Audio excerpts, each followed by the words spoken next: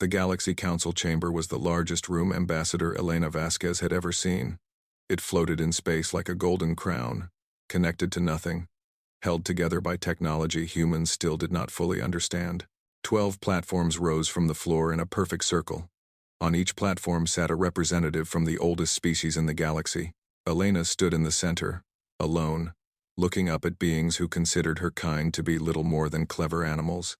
The Kethari delegate was a tall reptile with scales the color of dried blood. His yellow eyes watched Elena with the bored look of a predator who had already eaten. Next to him floated the Velorim representative, a cloud of purple gas contained in a force field. It had no face, but Elena could feel its attention, like cold fingers on her skin. Highest of all sat High Counselor Tethvan of the Shard Collective. His body was made of living crystal, and light bent strangely around him. He was over 9,000 years old. To him, humanity was just another young species that needed to be controlled. Ambassador Vasquez, Tethvan said. His voice sounded like glass breaking slowly. The Council has reviewed Earth's petition for expanded FTL travel rights. The petition is denied. Elena kept her face calm. She had expected this. Furthermore, the Kethari delegate added with a smile that showed too many teeth. We have identified several violations of existing treaties. Human corporations have been developing AI systems beyond permitted complexity. Your military has been testing weapons in restricted space. These violations require punishment. He read from a holographic list. New sanctions, new restrictions. Human ships would now need Council permission to travel beyond their own solar system. Human scientists would need alien supervisors for advanced research. Human trade would be taxed at higher rates to pay for protection services. Elena listened to all of it. She had been listening to things like this for 15 years. She had watched her species be pushed down again and again. She had seen human pride turn to anger, and anger turned to something quieter and more dangerous. 60 years ago, humanity had met the galaxy and thought they were joining a community. They learned quickly that they were wrong. The Galactic Council was not a community. It was a system of control. The old species stayed on top, and everyone else existed to serve them. Humans had signed their first treaty thinking it was a friendship agreement. It was actually a trap. That treaty led to another, and another. Each one took away a little more freedom. Each one made humanity a little weaker. By the time humans understood what was happening, they were wrapped in chains made of legal words, but humans were strange creatures. They did not forget. They did not give up. And they were very, very good at waiting. The Council expects Earth's compliance within 30 standard days, Tethvan said. Failure to comply will result in economic penalties. Of course, High Counselor, Elena said. Her voice was soft and respectful. Earth values its relationship with the Council. We will review the new requirements carefully. The Velorim made a sound like wind through dead trees. It was laughing at her. Elena bowed and left the chamber. She walked through the golden halls of the station, past aliens who did not look at her, past guards who watched her like she might steal something. She kept her face empty until she reached her ship. Only when the door closed behind her did she allow herself to smile. She pulled a small data chip from her pocket. It looked like nothing special. It was the most dangerous object in the galaxy. The chip contained something called the Ledger. For 60 years, humanity had been recording everything. Every unfair treaty. Every broken promise. Every time an alien species violated the rules they forced on humans. Every human ship that disappeared. Every human colony that was exploited. Every lie told in that golden chamber. The Council thought humans were weak because they accepted every insult. They thought humans were stupid because they signed every treaty. They did not understand that humans were building a case. They were gathering evidence. They were waiting for the right moment. That moment was coming. Elena's ship jumped to faster than light speed.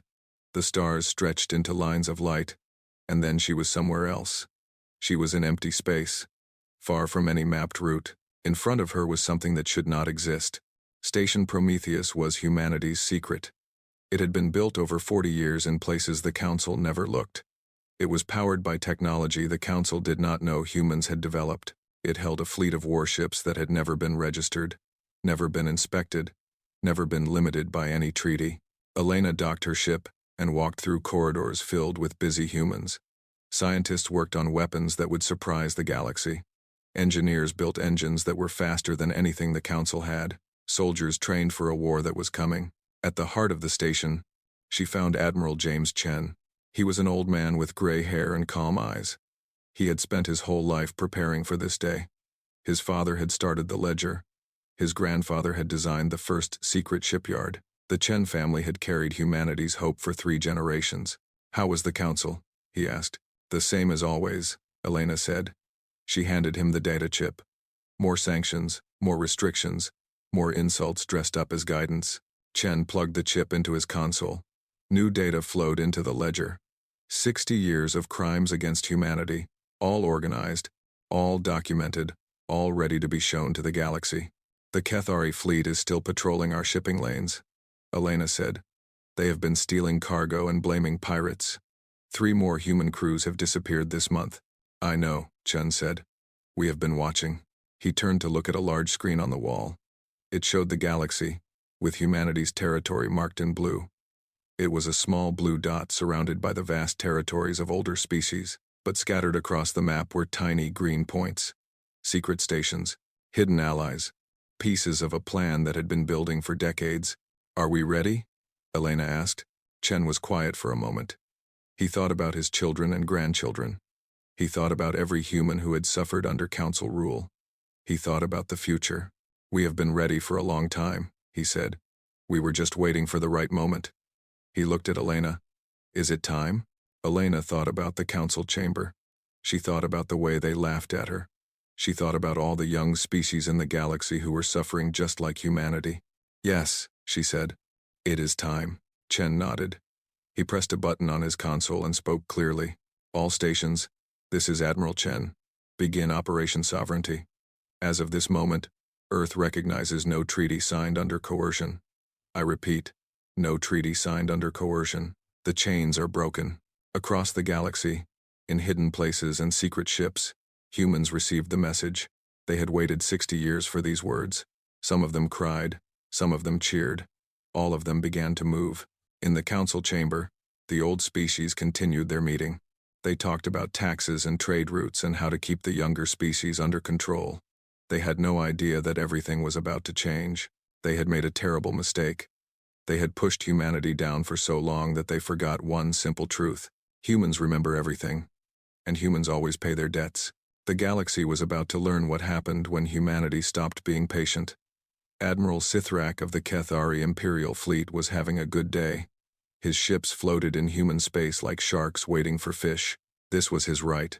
The Navigation Sovereignty Treaty of 2789 said so. Humans had signed it themselves. He watched his sensors and smiled his sharp-toothed smile. A convoy of human freighters was approaching. 57 ships carrying food and medicine to a colony world. Easy targets. Signal the humans to stop for inspection, Sithrak ordered. His communications officer sent the message. They waited. The human ships kept moving. They did not respond, Admiral. Sithrak's smile grew wider. He loved it when humans made mistakes. It gave him an excuse to be cruel. Lock weapons on the lead ship. Send another message. Tell them if they do not stop, we will fire. The message went out. The human ships still did not stop. They were getting closer now. Sithrak could see them on his main screen. Ugly, boxy human freighters. No weapons, no threat. Fire a warning shot, Sithrak commanded. One of his destroyers launched a missile. It exploded in front of the human convoy, close enough to shake their ships. Surely now they would stop. Surely now they would beg for mercy like they always did. The human ships changed. Sithrak watched in confusion as the ugly freighters began to transform. Panels fell away. Hidden sections unfolded. What had looked like cargo containers were actually weapon systems. What had looked like communication towers were actually targeting arrays. In less than 30 seconds, 57 harmless freighters became 57 warships. They were designs Sithrak had never seen. Sleek and dangerous and pointing their weapons directly at his fleet. "What is this?" Sithrak whispered. A human voice came through his speakers. It was calm and polite, which somehow made it more frightening. "Kethari Fleet, this is Captain Sarah Okonkwo of the Earth Defense Force. You are in violation of 12 treaties regarding the treatment of civilian vessels. You have stolen cargo from human ships. You have killed human crews. We have evidence of all your crimes," Sithrak found his voice. You cannot do this. You are a protected species. The Council will destroy you. The Council's treaties no longer apply to us, Captain Okonkwo replied. Earth has withdrawn from all agreements signed under pressure. You have two choices: surrender and face justice, or fight and learn what humans can really do. Sithrak was Kethari. His people had been warriors for 10,000 years. They did not surrender to soft, weak humans. All ships, attack, he roared. The battle lasted 11 minutes. The Kethari had numbers and experience. The humans had something better. They had been watching and learning for 60 years. They knew exactly how Kethari ships moved, how Kethari captains thought, how Kethari weapons worked. They had built their ships to exploit every weakness. Human missiles flew in patterns that Kethari computers could not predict. Human shields shifted in ways that made Kethari weapons useless. Human targeting systems hit engines and weapons without touching life support. They were not trying to kill. They were trying to capture. When it was over, Sithrak's fleet was dead in space. Not destroyed, just disabled. Every ship was dark and drifting. Human soldiers boarded each vessel. They were professional and careful. They gave medical aid to the wounded. They treated prisoners with respect. And they gave every Kethari officer a data tablet. Sithrak looked at his tablet. It contained records, dates and times and evidence. Every human ship his fleet had stopped. Every cargo that had been stolen. Every crew that had vanished. All of it documented. All of it true. This evidence is being sent to every news system in the galaxy, Captain Okonkwo told him through the screen. Your government can try to deny it. No one will believe them. For the first time in his life, Sithrak felt something he had never felt before. He felt afraid of humans. Far across the galaxy, on Nexus Prime, the Council was meeting for their regular session. High Counselor Tethvan was discussing trade routes when the doors of the chamber burst open. Ambassador Elena Vasquez walked in without permission. This had never happened before. Junior species were not allowed to enter without being called. Guards moved toward her, but she did not slow down. What is the meaning of this? Tethvan demanded. Elena placed a small device on the speaking floor. A hologram appeared, showing the battle at the border. The Council watched in shocked silence as human ships tore apart the Kethari fleet. Humanity formally withdraws from the following treaties, Elena announced. Her voice was strong and clear. She began to read. Treaty after treaty after treaty. Trade agreements. Military limitations. Travel restrictions. Research controls. The list went on and on. Some treaties were 60 years old. Some were signed just months ago. Elena withdrew from all of them. It took 4 hours to read the complete list. When she finished, the chamber was silent. The Kethari delegate looked like he wanted to kill her. The Velorim had turned an angry red color. Other delegates were whispering to each other in fear. You cannot do this, Tethvan said. His crystal body was vibrating with rage. These treaties are law. Breaking them is an act of war. These treaties were signed under threat, Elena replied calmly. Your own laws say that agreements made under pressure are not valid. We have evidence that every single treaty was forced on us through economic attacks, military threats, or political manipulation. She pressed a button on her device. This evidence is now being broadcast to every species in the galaxy, not just the powerful ones. All of them. Every young species that you have been controlling. Every world that you have been exploiting. They are all learning the truth right now. The Velorim delegate made a horrible sound. Its gaseous body was losing shape, spreading out inside its containment field. It was the Velorim version of a panic attack. You think you can fight us? The Kethari delegate hissed. We will crush your little planet. We will burn your colonies. We will make an example of your species. Elena smiled. It was not a nice smile. You can try, she said. But I should tell you something. The fleet that defeated your ships at the border, that was a small patrol group. We have been building in secret for 40 years. We have weapons you have never seen. We have ships you cannot track, and we have allies you do not know about. She looked around the chamber at all the ancient, powerful species who had ruled the galaxy for so long. You taught us that power matters more than justice. You taught us that the strong take from the weak. You taught us that laws only protect those who make them. We were good students. Now we are going to teach you something. She turned and walked toward the door. At the entrance, she stopped and looked back. We are going to teach you what happens when you push the wrong species too far. High Counselor Tethvan watched her leave. Then he spoke the words that had not been said in 10,000 years. Contact all member worlds. Summon the enforcement fleet. We are going to war. Around the council chamber, delegates began sending urgent messages to their governments. The galaxy's most powerful military force was being called together. 3,000 capital ships, the fleet that had never lost a battle. They were going to destroy humanity once and for all. At least, that was the plan. On Station Prometheus, Admiral Chen received reports of the fleet gathering.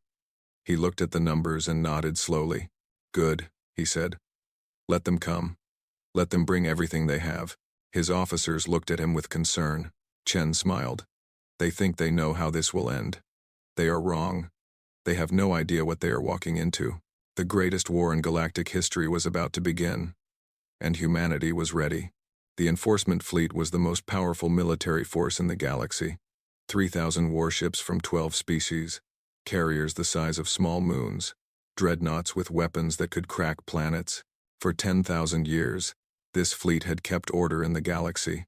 No species had ever defeated it. Most had surrendered at the sight of it. Fleetmaster Corvan of the Velarum commanded from his flagship, the Eternal Storm. Around him floated the greatest concentration of military power in history. The Council had ordered total victory. Humanity would be made an example. Their worlds would burn. Their people would be scattered. Their name would be forgotten. Corvan felt confident. The humans had surprised the Kethari, yes, but that was a small border fleet. This was the full might of galactic civilization. What could one young species do against 10,000 years of military tradition? The fleet jumped toward Sol System, Earth's home.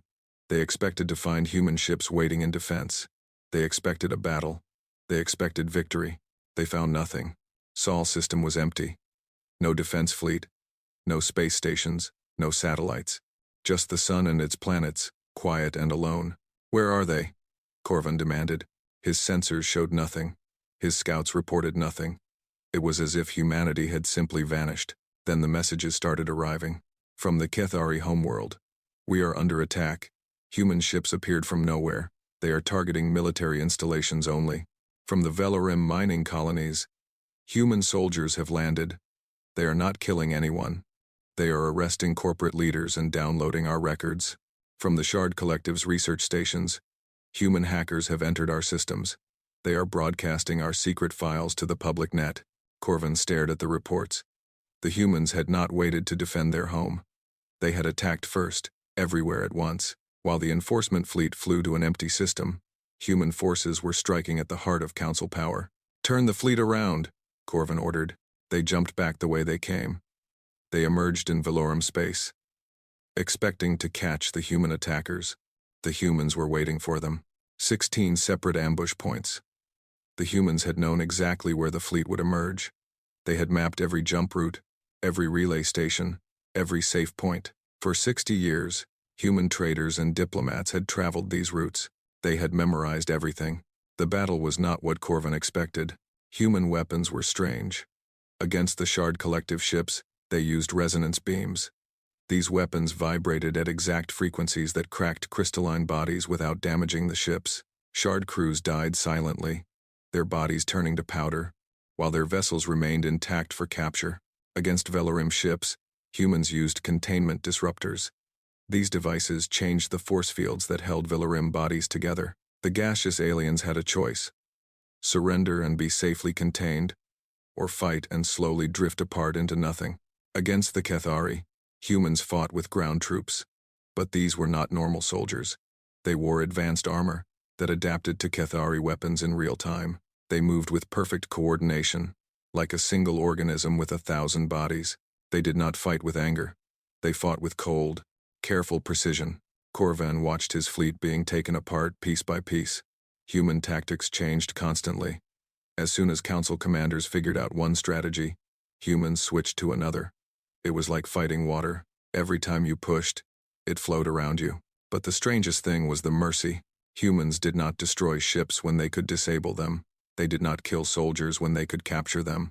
Every disabled vessel received the same message: surrender, and you will be treated fairly. We have medical teams ready. We have food and water. We do not want your deaths. We want your testimony. Testimony. That word appeared again and again. The humans were not fighting a war of conquest. They were fighting a war of truth. On the third day, Corvan received a direct communication from Admiral Chen.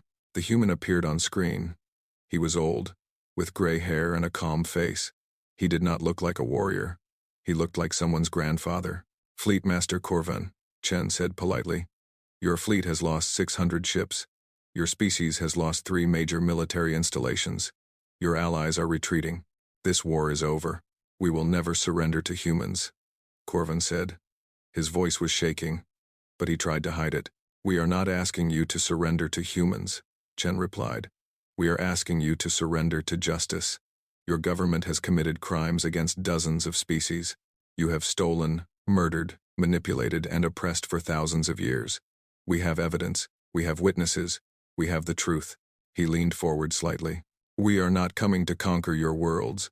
We are coming to testify. Every crime will be exposed. Every victim will be heard. Every species in the galaxy will learn what their leaders have done in their name. Corvan felt a cold sensation spreading through his gaseous body. Conquest he could understand. Revenge he could understand. But this was something else. The humans wanted to put the entire galactic order on trial. What do you want? He asked. We want you to prepare your courts, Chen said. We want the council to face judgment. Not from us. From everyone. From every species that has suffered under your rule. The transmission ended. Corvan looked at what remained of his fleet. 600 ships gone. Thousands more damaged. His allies were scattered and confused. And everywhere, across the galaxy, the same thing was happening. Human soldiers were not killing. They were arresting. They were documenting. They were gathering evidence. On 100 worlds, secret files were being released. Trade agreements that proved theft. Military orders that proved murder. Communications that proved conspiracy. The galaxy was learning what its leaders had been doing for 10,000 years. The younger species were watching too. The Branthi, who had been protected into poverty. The Morrow, whose planet had been stripped of resources. The Stellar Drakes, who had lost 3 colonies to legal seizure. All of them were seeing the truth, and all of them were starting to remember their own anger. On Nexus Prime, High Counselor Tethvan watched the war reports with growing horror. The enforcement fleet was supposed to end this in days. Instead, it was being systematically destroyed by an enemy that fought like nothing anyone had ever seen. How is this possible? He demanded. They are a young species. They have only had space travel for 200 years. His advisors had no answer. They did not understand what humans were. They did not understand 60 years of preparation. They did not understand the power of patience. Tethvan made a decision. If the fleet could not win, perhaps politics could. He would offer a compromise. Some of the sanctions would be removed. Some of the treaties would be renegotiated. Humans would be given a few small victories, and in return, things would go back to normal. He prepared a message to Admiral Chen. He was very reasonable, very diplomatic, very confident that humans would accept any small gift they were offered. Chen's response was short. We do not want compromises. We do not want renegotiation. We want every wrong made right. We want every crime answered. We want the galaxy to change. Prepare your courts, High Counselor. We are coming to Nexus Prime. Not as conquerors, as witnesses. And when we are done, the galaxy will decide what happens next. Tethvan read the message 3 times. For the first time in his 9,000 years of life, he felt something he had never experienced before. He felt afraid of tomorrow. The human fleet was moving toward Nexus Prime. They were not racing. They were not rushing. They were coming slowly, gathering evidence, freeing prisoners, exposing secrets. The galaxy watched and waited. Everyone knew something was about to change. The old order was dying. Something new was being born. And at the center of it all were the humans. The young species. The weak species. The species that everyone had underestimated. They had been patient for 60 years. Now their patience was paying off. The great forum of Nexus Prime was built to hold 1 million beings. Today, it was full. Representatives from every species in the galaxy had come to watch. Trillions more watched through screens on their homeworlds. This was the most important day in galactic history. Admiral Chen's fleet floated in a perfect ring around the station. 2,000 human warships, silent and watchful. They were not there to attack. They were there to make sure no one interrupted what was about to happen. Inside the forum, Ambassador Elena Vasquez stood at the speaker's platform. She wore simple clothes. No symbols of power, no decorations. She looked small compared to the massive aliens around her. But when she spoke, her voice filled the chamber. "We are not here for revenge," she began. "We are not here to destroy the Council. We are here to tell the truth. For 10,000 years, the galaxy has been ruled by lies. Today, the lies end." She pressed a button, and a holographic display filled the center of the forum. Documents, videos, audio recordings, evidence gathered over 60 years. Let us start with the Kethari Empire. The display showed records of human ships stopped by Kethari patrols, cargo stolen, crews imprisoned. Some crews simply disappeared, listed as lost to pirates. But human intelligence had found the truth. Those crews had been sold as slaves to underground markets. 3,200 human citizens were sold into slavery by Kethari military officers. Elena said, "We have names, we have dates, we have the financial records showing payment." The Kethari delegate stood up to object. "These records are false, human lies." Elena smiled sadly. "We thought you might say that." She pressed another button. "This is Admiral Sithrak, who was captured during the border battle. He has agreed to testify." Sithrak appeared on the display. He looked broken. Not physically harmed, but empty. The humans had not tortured him. They had done something worse. They had shown him the evidence of his own crimes and given him a choice. Tell the truth, or watch the truth be told without him. He had chosen to speak. "Everything the human ambassador says is true," Sithrak said quietly. "I participated in these crimes. I was ordered to by my government. We were told humans were not really people. We were told it did not matter what we did to them." The forum was silent. Then voices began to rise. Other species were angry. They had believed the Kethari were honorable warriors. Now they were learning the truth. Elena continued. Hour after hour, she presented evidence. The crimes were not just against humans. The Valorum had manipulated the atmospheres of developing worlds. They changed the air so slowly that no one noticed. Within a few generations, those worlds could not survive without Valorum technology. They became dependent. They became slaves to trade agreements they could not escape. The planet Morrow Prime was a paradise 2,000 years ago, Elena explained. Now it cannot grow food without Valorum atmospheric processors. The Morrow people have been paying for air for 20 centuries. In the audience, Morrow delegates began to weep. They had always wondered why their world was so broken. Now, they knew. The Shard Collective had been stealing genetic information from every species they encountered. They took DNA samples during medical aid missions. They used this information to create biological weapons tailored to specific species. Any world that resisted the Council could be threatened with plague. We found 17 different species-specific diseases in Shard laboratories, Elena said. 3 of them were designed for humans. They planned to release them on Earth if we ever became too independent. The Shard delegates tried to deny it, but the evidence was clear. Scientists came forward to testify. Records showed the research programs. The truth could not be hidden anymore. But the worst revelation was about the Council itself. Elena showed how the 12 founding species had designed the entire galactic government to keep themselves in power. The treaties that protected younger species actually controlled them. The trade agreements that helped developing worlds actually exploited them. The laws that maintained peace actually prevented anyone from challenging Council authority. In the last 10,000 years, 47 species tried to resist Council control, Elena said. What happened to them? The display showed 47 names, 47 species. Some had been destroyed in wars the Council claimed were defensive. Some had been economically crushed until they submitted. Some had simply vanished. Their worlds empty.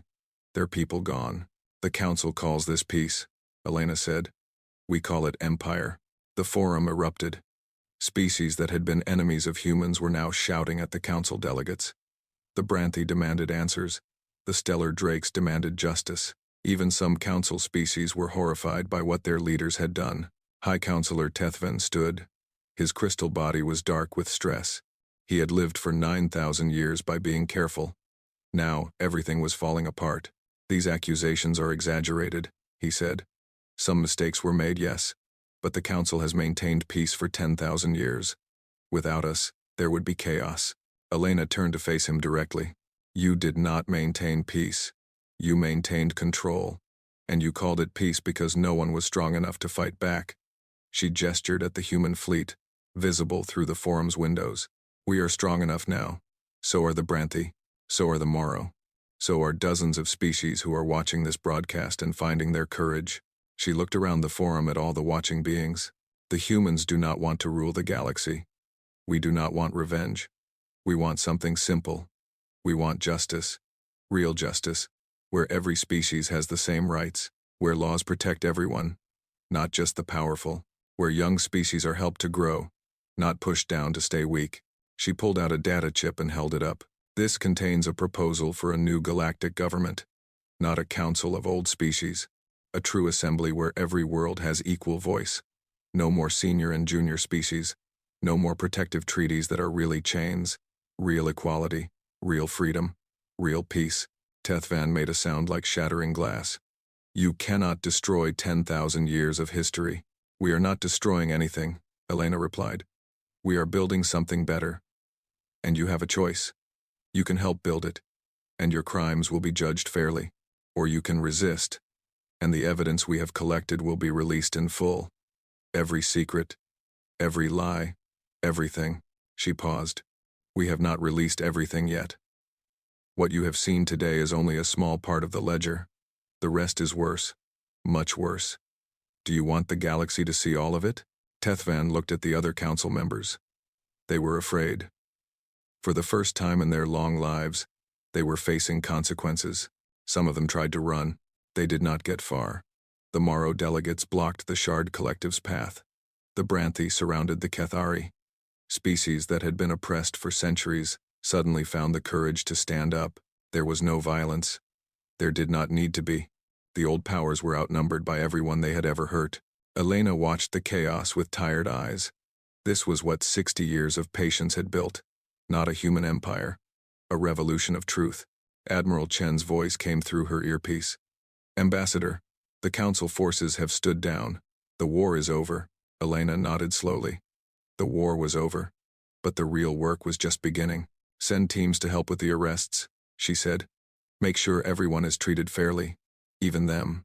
She looked at the council members being surrounded by angry crowds. Especially them. We are not like them. We will prove it by showing mercy to those who showed us none. The galaxy was watching. Humans were showing them a different way. A better way. It was the beginning of something new. 1 year had passed since the trial at Nexus Prime. The galaxy was different now. The old council was gone. Its members had faced judgment, not from humans, but from all the species they had wronged. Some received prison sentences. Some were stripped of their power and sent home in disgrace. A few, the worst of them, were still being tried for crimes too large to process quickly. High Counselor Tethvan was one of those still on trial. His crystal body was dull now, the light inside him fading. 9,000 years of power, ended by a species that had only known space travel for 2 centuries. He spent his days answering questions, providing testimony, watching his legacy turn to dust. In his place stood something new, the Galactic Concordat. The signing ceremony took place on Earth, in a city called Geneva. It had once been home to human attempts at international cooperation. Now it hosted the birth of true galactic cooperation.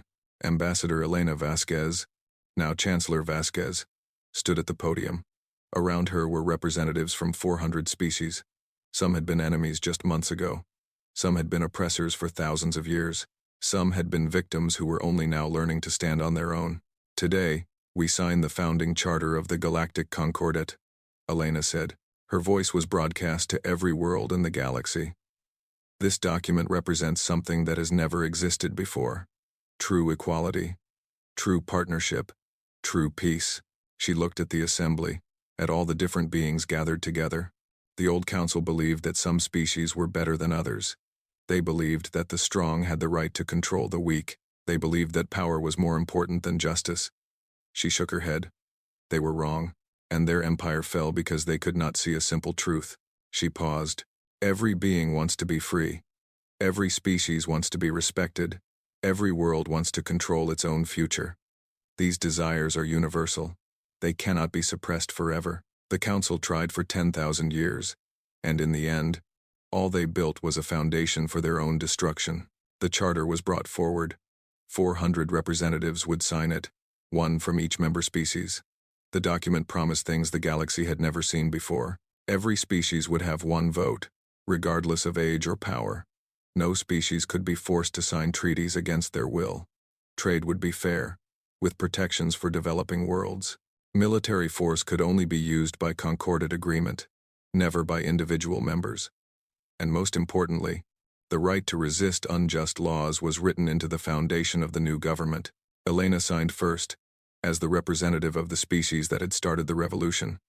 Her signature was small and simple. Just her name, no titles, no decorations. The Moro representative signed next. His hands were shaking. His species had been oppressed for 2,000 years. He had never imagined this day would come. "Thank you," he said to Elena as he finished signing. "Your people saved us." Elena shook her head. "We just lit the match. Your people carried the fire." Everyone did. Together, one by one, the representatives signed.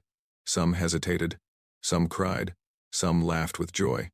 When the last signature was complete, the crowd erupted in cheers that shook the building. Far from the ceremony, Admiral Chen sat in his garden in what used to be Singapore. He was retired now. The war was over, and he had done his part. He watched the ceremony on a small screen while his granddaughter played nearby. She was 7 years old, too young to understand what had happened. She knew that her grandfather had been important. She knew that something big had changed, but the details were beyond her. "Grandpa," she said, walking over to him. "Why were the aliens so scared of us?" Chen thought about the question. It deserved an honest answer. "They thought we were weak," he said, "because we complained about unfair treatment instead of just accepting it. They thought we were stupid because we kept records of their crimes instead of forgetting them. They thought we were harmless because we worked for peace for 60 years instead of fighting." He looked at the screen, where Elena was shaking hands with the Valorum representative, the same species that had once laughed at humans in the council chamber. "They did not understand that humans never forget," Chen continued. "We never give up, and we never stop working toward the day when we can make things right. We were patient, because patience was our strongest weapon. They pushed us for 60 years. We prepared for 60 years. And when the time came, we were ready." His granddaughter nodded slowly, not fully understanding but sensing the importance of his words. "Will they be scared of us forever?" she asked. Chen smiled. "I hope not. Fear is not what we want. We want respect. We want partnership. We want to build something good together with all the species in the galaxy." He looked up at the sky, where stars were beginning to appear in the evening light. The old galaxy was built on fear. The new one should be built on trust. That is what we fought for. On Nexus Prime, the Great Forum had been transformed. The platforms where council members once sat above everyone else were gone. In their place was a circular chamber where every representative sat at the same level. No one was higher than anyone else. Elena stood in this new forum for the first session of the Concordate Assembly. She was not in charge. No one was in charge. That was the point. "The first matter before the Assembly," she announced, "is a request from the Branthy Confederation. They are asking for assistance in rebuilding their agricultural systems, which were damaged by council policies over the last 300 years. It was a small matter, the first of thousands that would need to be addressed. The galaxy was broken in countless ways, and fixing it would take generations. But the Branthy representative stood up with tears in her eyes. "This is the first time," she said, her voice trembling, "that anyone has asked what we need. The council told us what we needed. They told us what was good for us. They never asked." She looked around at the assembly. "Thank you for asking." The vote was unanimous. Help would be sent. The Branthy would be supported as they rebuilt, and in return, they would share what they learned with other species facing similar problems. This was how the new galaxy would work. Not domination, but cooperation. Not exploitation, but exchange. Not fear, but trust. Years later, historians would argue about what had made the revolution possible. Some said it was human military technology.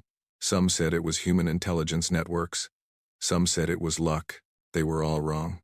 It was patience. It was memory. It was the simple human refusal to accept injustice as normal. In the archives of Earth, the ledger was preserved, not as a weapon anymore, but as a reminder. A plaque beneath it read, "We remembered." And because we remembered, the galaxy changed. Children from 100 species came to see it on school trips. They learned about the old council and its crimes. They learned about the revolution and its heroes. They learned that power without justice is just cruelty with extra steps. And they learned the most important lesson of all.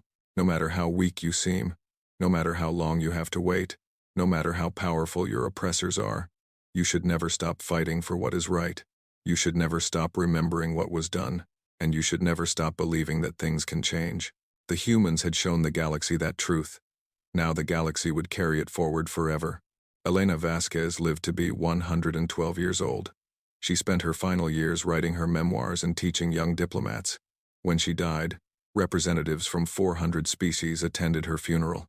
The Moro delegate gave the eulogy. "She showed us that the patient heart is the strongest weapon," he said.